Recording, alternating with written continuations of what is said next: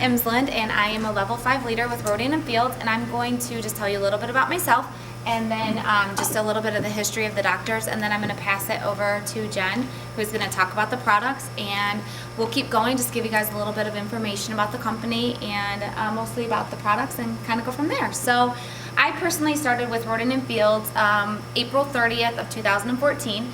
But my story kind of started a little bit before that. I am a wife of 15 years, 13 years I guess, to my high school, college sweetheart.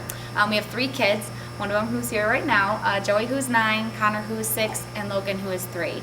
And I'm a full-time working mom, so I work in corporate America for a very large Fortune 500 company. And when I say work, I don't work 40 hours a week. I was working like 65, 70 hours a week. So I work quite a bit. And in February of 2014, our little baby, Logan, had gotten eczema. And at the time, I thought eczema was more cosmetic because my 2 children have eczema as well, but they just have like sensitive skin. My husband's Swedish, so we kind of run into a lot of things with the kids having sensitive skin. But Logan had eczema to the point where it was very hurtful. He would get out of the tub, we'd put a towel on him, he'd scream bloody murder. And like bath time, which is usually like a super fun time at everyone's house, was a horror show for us because he was constantly crying because of this, skin hurt so bad. So, with our already busy schedule, I was trying to go to a dermatologist, trying to find different places that I could go. We were at the doctor's office, the allergy clinic, wherever we could go to try to find something, and slowly but surely building a huge cabinet of stuff that wasn't working for him.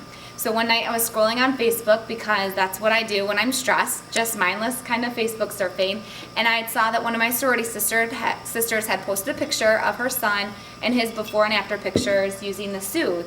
And it wasn't so much the picture that caught my attention because of the results as much as I knew this boy. This was Lucas, who we went on play dates with Lucas, and I was amazed. I was very, in shock that it worked so well. So I called up Leslie, who is now my sponsor. She had kind of reached out to me about the business, and I had let her know, like, I'm really too busy. I was really flattered, but my busy is in a category of its own. You see, I'm the mom who works 14-hour days. I'm the mom who comes home and climbs in the crib at 11 o'clock at night because I feel guilty because I haven't seen my kids.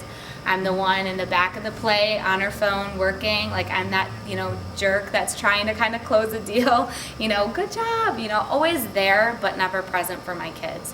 So I would be, any time that I had left over at night, I took my mom guilt, which is like a real horrible thing, and did as much as I could to be there for my kids. Cut their peanut butter and jelly sandwiches into flowers, left the love notes, anything on Pinterest that made me feel like I was connected, I was doing it. So I didn't have time for anything else. So I let her know, thank you, but no thank you, but we'll take the Soothe, send it our way. So when the Soothe showed up and it worked, I was blown away. Because before this, if someone said stand on your head and do flip-flops and pour brown sugar on it to make it work, I was doing it. I was completely desperate. So when the Soothe showed up, did what it said it was going to do, and Logan no longer was screaming, and Joey and I were able to give him baths without him losing his mind, I was hooked. I told her, I'm like, you have a client for life. If you need somebody to talk about the products, you need a referral, I'm your girl. I will totally, back this product. I'm amazed at everything that it's done. She once again kind of mentioned the business. I was like, again, thanks, but no thanks. I don't have time for this. I had done something like this before, worked really hard, got enough money from the check to probably cover half of a pedicure, and just felt like, this isn't something that's going to change our lives. So, we're good. So, fast forward a couple weeks later, I had gotten a new boss at work. No offense to anyone who's 25, but I'm going to be 36. Again, I have 3 kids. I've been married for a long time. My new boss, his mom still did his laundry. She did his grocery shopping. And he had no idea what it meant to run a family. So he had me in the office 6 days a week. He had me, instead of working from home, I was now in the office full time. I'd go to leave and he'd say, you sleep with your kids, right? How do you miss them? Miserable. So my mom was over there, finally convinced me to take a day off. It was Good Friday, happened to be her birthday. And we were at the church and we were at an egg hunt. And I'm like, gosh, I have some chest pain. My mom's, you're having a heart attack. I'm like, Mom, I'm not having a heart attack. At this time, I was training for a half marathon to raise money for clean water in Africa, because why not throw one more thing on my plate? I'm sure you see, kind of hear me for 13 seconds, I'm crazy. I never sleep, I just pack it all in. So 3 hours later, I was still having the chest pains, and she was like, "You're going to the hospital." And like, you do not argue with that woman. You just don't. Like, you just get in the car. She's either gonna take you in the car, or you're gonna like walk with your own pride and at least get in it. So we went to the hospital, met with a cardiologist, and although he assured me that I was not having a heart attack, he basically said, if you continue to live like this, your health is gonna fail you. It doesn't matter how much cal you eat or how far you run. You can't operate at this stress level anymore. You can't constantly be like this, you know. I walk fast, I talk fast, there's always a fire, I'm always in a hurry. I don't do anything slow. Like, my husband teases, like, I should live in New York, because that, you know, I don't understand people who don't drive 5 miles over the speed limit. So that's just kind of where I live. So the doctor asked me kindly, you know, tell me a day in the life of Erin. And because my mom was there, I couldn't lie. And I told him. And he looked at me, staring in the eye, and he's like, you exhaust me. He's like, you're exhausting. He's like, if you're exhausting me just listening, imagining, you know, what your body thinks. And so he's like, you got to change something. And at the time, my husband had a lot going on with his family, so I didn't want to put that burden on him. I'm also the primary wage earner for the family, so he could lose his job and we'd still be fine. But I wasn't in a position where I could just walk away from my job. So I went home that night. I was planning to talk to him. He got a phone call that, you know, some things were going on with his family, stress. So I remember just sitting there and thinking, what am I going to do? You know, I'm a mom. That's the title that matters most to me. Because we never set our lifestyle up for me to be a stay-at-home mom, I just went over the top, you know, and I'm not a feminist, but I work in a company that is a man's world. And so I tried to run with the men, you know. I wanted to beat them every month. I wanted to be the mom of 3 who beat, you know, the guy at work who, you know, had a wife at home that was able to, you know, take care of their family. And there was like 4 of us women, and we tried to run that show every month. And I felt like I was doing the right thing for my family, but unfortunately, I realized in that one word from that doctor that, you know, I needed to change something. So I thought if I cut down hours at work, that'd be good for me, but then I'd have the financial anxiety because I'd be out money. And if I, you know, kept working the hours, I'd have the anxiety of the stress because I was working too many hours. And I really felt trapped. You know, looking back, probably went into a couple weeks of depression because I just felt like I had nothing to do. You know, there's nothing I could do. You know, my friends are like, just quit your job. And I'm like, okay, and then who's going to pay for me to eat and, you know, our mortgage? So again, I found myself on Facebook, which I probably should talk to people instead of looking at Facebook for answers. But I ran across my sponsor now, Leslie's story, and it wasn't just that she was able to, you know, help her family financially. It was that she was leaving her job and she was matching her income and she was doing real things with a real company. And I don't know, maybe desperation. I'm really not quite sure at the time. Just probably complete, you know, faith and hope. I signed on. I called her. I'm like, I'm ready. Let's, you know, go ahead and get started. And I still laugh because I remember the day the kit showed up, I totally freaked out. Like, I grabbed it. I'm like, what did I just do? It was like, you know, when the stuff shows up from Amazon and you're like, oh my God, what did I just buy? But I just joined a business and I threw it in my closet, like squeezed my butt cheeks, like totally freaked out. I'm like, oh my God, what did I just do? Like, I remember, and my husband was cracking up. He's like, Erin, like, you can quit on day 59, but don't quit on day 2. Like, give it a shot. Like, see what you can do. And so I did. Obviously, I'm still here. I've hit the top 1% of the company. And I tell people all the time, you know, the biggest thing for us is that I worked at a company, I'm still there at Quicken Loans for 13 years, but for 11 years, I didn't make any budgets with my career. I was a very good mortgage banker, but I wasn't confident about anything else that I could do.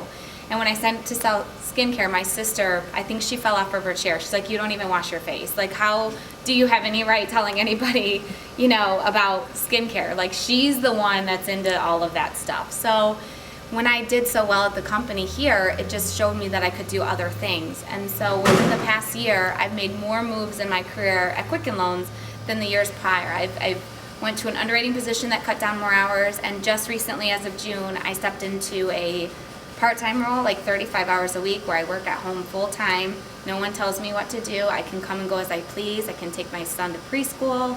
I can be a room mom. I can do whatever I need to do. And so it's been a huge change for us. I mean, it's been a huge financial piece that's allowed me to have that, but more than anything, it's really changed my life. And I laugh when people say that. Like, if you were to come up to me before Rodan Fields and been like, it changed my life, I'd be like, did it? Did it really change your life? Like, tell me all about it. You know, it just sounds so cheesy to me.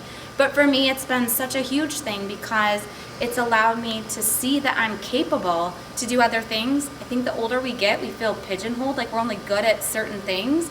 And so when I found out that I could do this, now it's like I'm not afraid to try anything new. And I preach that to my kids all the time. Keep dreaming, dream big. But mom's not going to do it. I'm going to stay right here in my safe zone. And now I'm like, stepping out, doing more and more. And so for me, the company's been such a great thing. Where the company started, and this is what the doctors wanted. If anyone's ever have you guys heard of Proactive before? That's the doctors of Rodan and Fields. And so I tell people, it's like Michael Jordan. He's not going to put his name on a shoe that's going to be sold on the clearance rack. Katie and Kathy developed this brand because they knew it was going to be a big thing. And it was after they followed off Proactive. So the doctors had launched Proactive, a multi-med therapy regimen, and they took it to different places. Clinique, they took it to Estee Lauder, they took it to Johnson & Johnson, and they tried to sell their plan. And everyone kept saying, no, we want a microwave quick fix. The world does not want something that's going to take time. Everything that they want is microwave. We're a microwave world. And so finally at one of the meetings, a guy kind of slapstick was like, why don't you take your pretty faces to TV? Because the doctors they're gorgeous. And so they did. They're savvy business women, and that launched the infomercials. I remember Jessica Simpson. Some of you younger people remember Adam Levine. It doesn't matter if you were up past 10 o'clock at night. You all wanted it. Whether you had acne or not, you thought you needed it. And so it sold very well, 205 countries, and became a $3 billion brand easily. So when the doctors decided that they wanted to launch not just one brand, but 4, and then also get into the tool and filling industry, everyone wanted a piece of them because they weren't going to make that mistake twice. So they ended up under the Estee Lauder counter.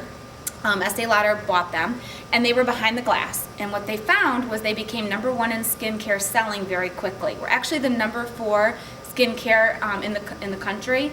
We actually just went global too. But when it came to the store sales, they were number 1 in the storefront.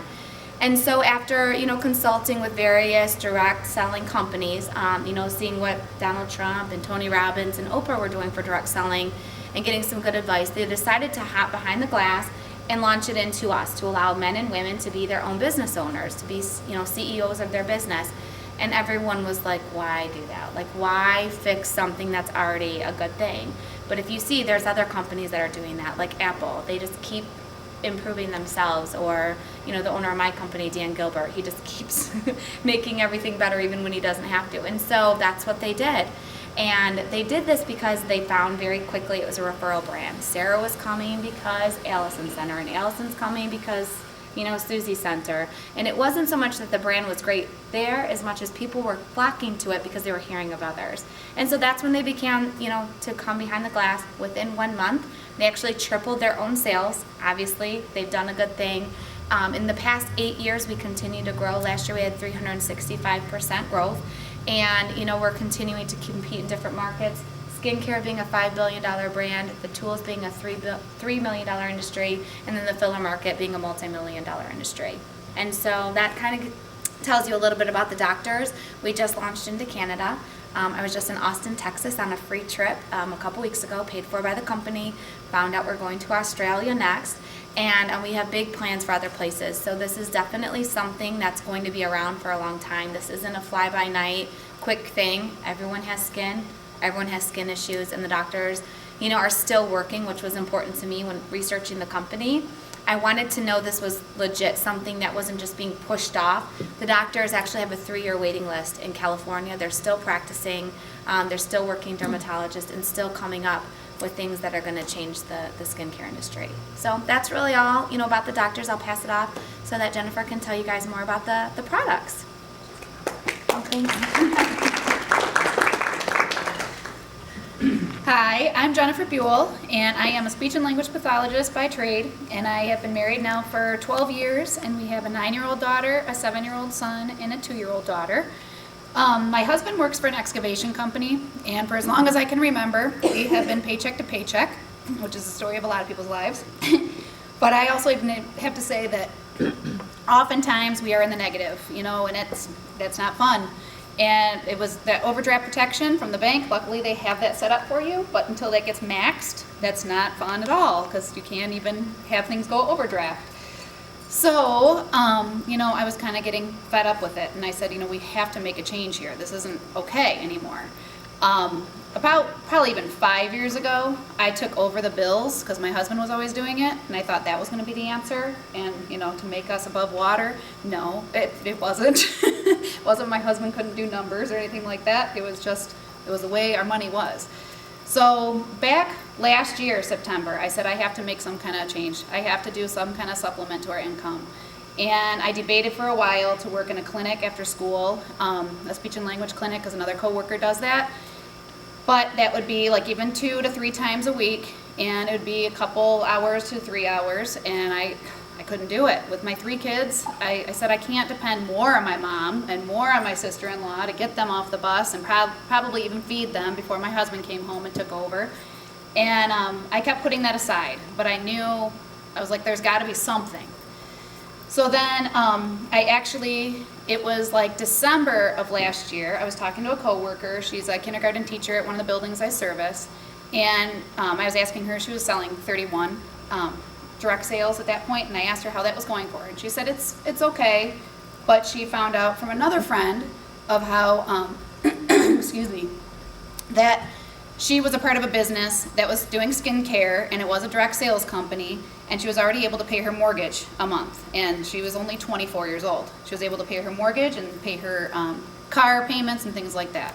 And so I immediately kind of perked up to that. I was thinking, and the biggest kicker was when she told me there was no home shows. Probably about 4 years ago, I did do direct sales for jewelry. I loved the products, and I would do the home shows and everything, and I was doing pretty well with it, and it was wonderful to have a whole table full of my own jewelry to call my own, but I kept running into problems with the home shows. It was, again, taking time away from my family, and my husband was kind of getting tired of it as well because I wasn't home. Be gone all during the day and then at night. So, so when she started telling me a little bit that it was a direct sales company and no home shows, I said, okay, you know what, I need to know more about this. But at that point, she wasn't signed on herself. So then it was January. We had a fabulous bill come in the mail from our equity line. And come to find out, it was quadruple the payment of what I was paying previously.